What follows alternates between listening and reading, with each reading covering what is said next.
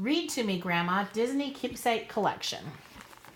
101 Dalmatians, retold by Susan Rich Brooke. Long ago in London, 2 Dalmatians named Pongo and Perdita lived with a husband and wife named Roger and Anita. Perdita was expecting puppies. One day, Cruella de Vil came to visit Roger and Anita. She loved fur coats more than anything. "Where are they?" asked Cruella. "Who?" asked Anita. "The puppies," said Cruella.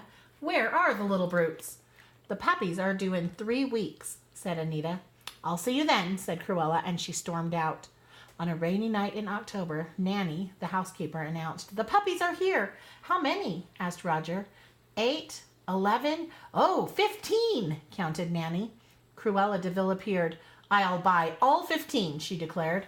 "They're not for sale," said Roger. "You'll be sorry," Cruella cried as she stormed out again. The pups grew quickly. From Lucky the littlest to Rolly the plumpest, they were the pride of Pongo and Perdita. One evening when Pongo and Perdita were out walking with Roger and Anita, there was a knock at the door.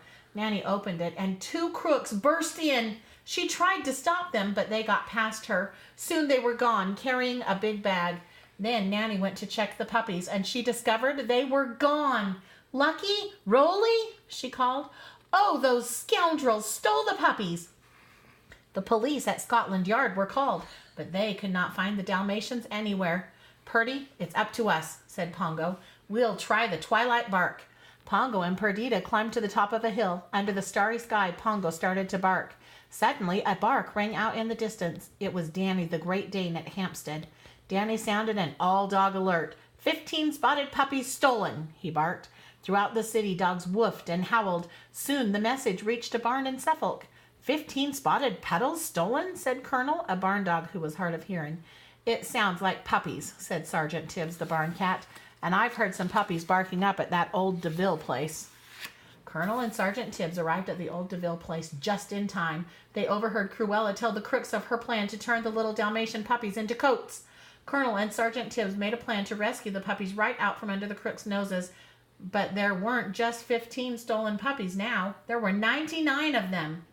"99?" said Tibbs. "Most were from a pet shop, but a few had collars."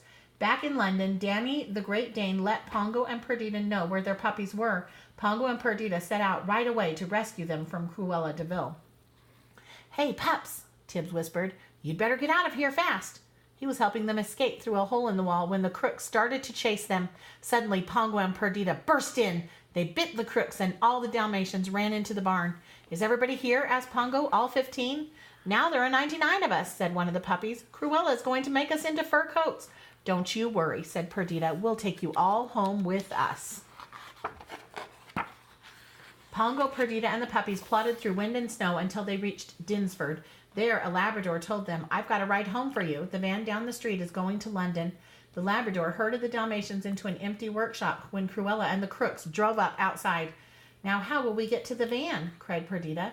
"I've got an idea," said Pongo. He walked over to the fireplace and rolled in the soot. "See, if we all roll in the soot, we'll look like Labradors." The pups rolled in the soot and then climbed into the van. But as the last few puppies boarded, a dripping icicle washed one clean. "The Dalmatians!" Cruella cried. She tried to chase them, but the van was too fast. In London, just as Roger, Anita, and Nanny were talking about how much they missed Pongo, Perdita, and the pups, dozens of sooty dogs ran into the room. "Are they all Labradors?" asked Roger. "No, they're covered in soot," said Nanny, dusting them off. "Pongo, Perdita, Lucky, Rolly, they're all here, and a whole lot more." "What will we do with them all?" asked Anita. "We'll buy a big house in the country," said Roger. "Big enough to hold 101 Dalmatians." The end.